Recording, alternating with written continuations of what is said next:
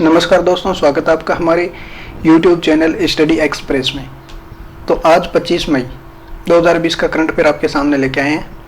तो पहले क्वेश्चन से शुरुआत करते हैं। पहला क्वेश्चन है, हाल ही में किस भारतीय आयोग ने विदेशों में अपने द्वारा बनाए गए मास्क को बेचने की योजना बनाई है?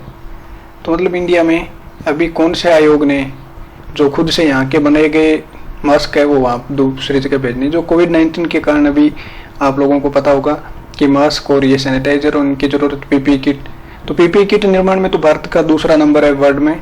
और जो अभी मास्क है ये भी बाहर भेजने के लिए खादी और उद्योग ने ये निर्णय लिया है, ताकि कुछ इनकम भी हो सके प्लस हेल्प भी हो सके लोगों की। और इस खादी उद्योग की बात कर रहे हैं तो इसका स्थापना हुई थी 1956 में। इसका हेडक्वार्टर है मुंबई में। और ये किसके अंतर्गत आता है? ये आता है MSME के अंतर्गत। नेक्स्ट क्वेश्चन, हाल ही में भारत के किस IIT ने अल्जाइमर की वजह से जाने वाली याददाश्त को रोकने के लिए नई तकनीक विकसित की है? तो इसका करेक्ट आंसर होगा IIT गुवाहाटी। डी ऑप्शन है, ये ऑप्शन सही है इसका। और इसके 3 अदर ऑप्शन है, इनके बारे में भी बात कर लेते हैं। पहले देखते हैं IIT गुवाहाटी के बारे में। तो जो अल्जाइमर रोग है, इससे याददाश्त चली जाती है, तो उसको बचाने के और उसको भूलने कम करने के लिए इसने नई टेक्निक विकसित की है। IIT गुवाहाटी की स्थापना हुई थी 1944 में। असम के गुवाहाटी में स्थित है ये। अभी डायरेक्टर हैं इसके TG सीताराम। और अपन जैसे दूसरे ऑप्शन है उनकी बात कर लेते हैं। IIT बॉम्बे।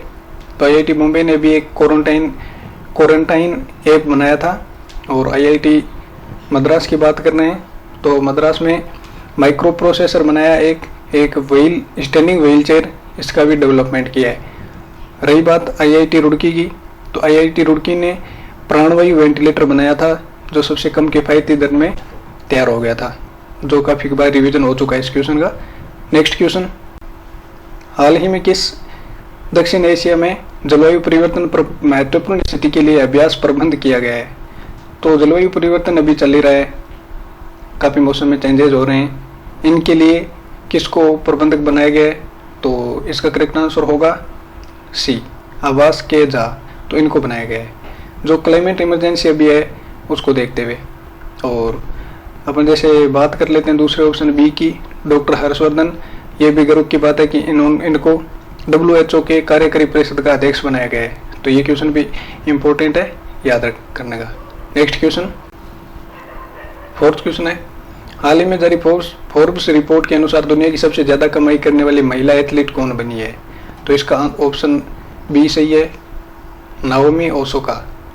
तो ये सबसे ज्यादा इनकम करने वाली एथलीट बनी है, जो फोर्ब्स रिपोर्ट जारी करता है उसके अनुसार यही है। तो इनके बारे में देखते हैं। तो फोर्ब्स की स्थापना हुई थी 1917 में। और ये नाओमी ओसाका है, तो ये हैं जापान से हैं। तो जापान की बात हो रही है, तो जापान की कैपिटल टोक्यो है। और टोक्यो में 2021 में टोक्यो ओलंपिक आयोजित होंगे। तो ये क्वेश्चन भी इम्पोर्टेंट है, याद रखने का। नेक्स्ट क्वेश्चन है, वित्त मंत्री सीतारमण ने बजट 2020-21 में हरित ऊर्जा उपकरणों के आयात शुल्क में कितने % वृद्धि की है? तो इसका करेक्ट ऑप्शन होगा B, करेक्ट आंसर है B, 20% वृद्धि की है। तो इसका क्या मतलब है? जैसे जो बजट अभी पेश हुआ 2020-21 में तो पेश होगा, उसमें ये बताया जाएगा कि हरित ऊर्जा उपकरण जो भी बाहर से परचेज किए जाते हैं तो उनको कम किया जाए, उनका परचेज कम किया जाए, क्योंकि चाइना से या जो भी जहाँ से भी ये परचेज होते हैं।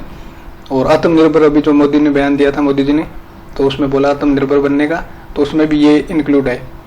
तो हरित ऊर्जा उपकरण जो किसानों को काम में आते हैं, तो इनके ऊपर 20% वृद्धि इनकम के वो मतलब टैक्स में लगा दिया है, इंक्रीज कर दिया है। तो इसके कारण देश में बनने वाले जो भी उपकरण होंगे उनको ज़्यादा मतलब मान्यता दी जाएगी या वो ज़्यादा परचेज होंगे। तो इसके लिए ये वृद्धि की गई है।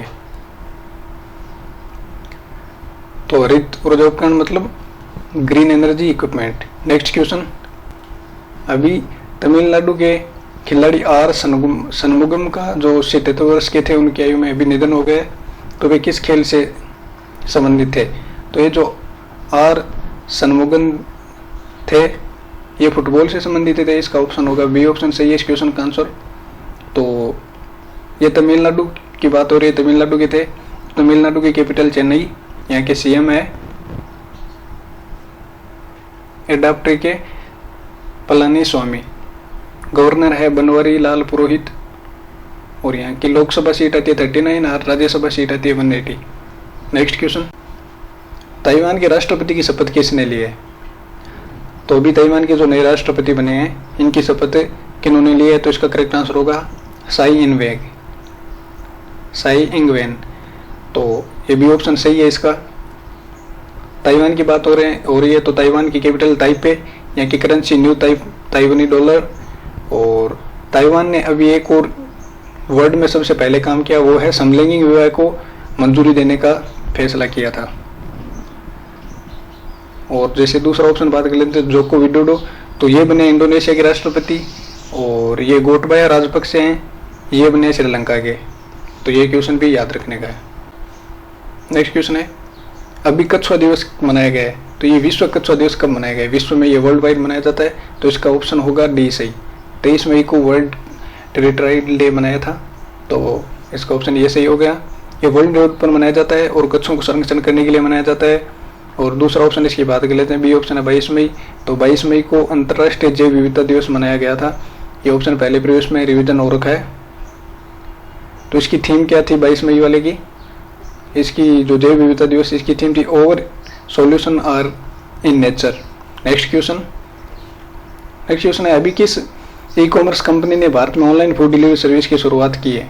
तो ये इसका ऑप्शन होगा सी सही, अमेजोन ने स्विगी और जोमेटो की तर्ज पे, उनकी तरह जोमेटो और स्विगी जैसे ऑनलाइन फूड डिलीवरी करते हैं वैसे ही इसमें भी ये कदम रखने जा रहे हैं। और अमेजोन पहले अनदर जैसे एसेंशियल नॉन एसेंशियल जो भी प्रोडक्ट्स थे वो सारे डिलीवर कर ही रहे थे, अमेजोन, स्नैपडील, फ्लिपकार्ट। तो अब इसने ऑनलाइन फूड डिलीवरी में भी कदम रख दिया है। जैसे अमेजोन की बात करें तो अमेजोन की स्थापना हुई थी वो 1994 में हुई थी। और इनके जो संस्थापक थे वो जेफ बेजोस, और ये वर्ल्ड के नंबर 1 रिचेस्ट मैन है। ये क्वेश्चन बहुत इंपॉर्टेंट याद रखने का। और अमेजोन का हेडक्वार्टर यूएसए में है। साथ में दूसरे ऑप्शन जैसे बात कर लें फ्लिपकार्ट के हैं, तो फ्लिपकार्ट को ऑलरेडी यूजन हो चुका है दो कल या परसों के पहले की वीडियो में। तो इनके संस्थापक थे वो संजय बंसल और बिन्नी। तो इसका ऑप्शन भी याद रखने का है। नेक्स्ट क्वेश्चन, हाल ही में किस देश के फुटबॉल महासंघ ने महिला फुटबॉल लीग को शुरू करने की घोषणा की है? तो अभी जो कोविड-19 के कारण जो गेम अभी एक बार रुके हुए थे, फिर भी जर्मनी ने 29 मई को वापस से ये शुरुआत करने की घोषणा की है। जर्मनी की बात हो रही है, यहाँ की कैपिटल है बर्लिन, करेंसी यूरो। और जर्मनी की चांसलर है वो है एंजेला मार्केल। और एंजेला मार्केल नंबर 1 पे है, जो भी रिपोर्ट जारी हुई थी फोर्ब्स की ताकतवर महिलाओं की। और जो भारत में है वो 34 नंबर पे सीतारमण है, निर्मला सीतारमण जी। अगर वीडियो अच्छा लगे दोस्तों तो वीडियो को लाइक कीजिए, अपने दोस्तों के साथ शेयर कीजिए फेसबुक व्हाट्सएप ग्रुप में जितना हो सके उतना। और हमारे चैनल को सब्सक्राइब कर लीजिए। और पीडीएफ का लिंक डिस्क्रिप्शन में दे रखा है, वहाँ से आप डाउनलोड कर सकते हैं। धन्यवाद, बाय बाय।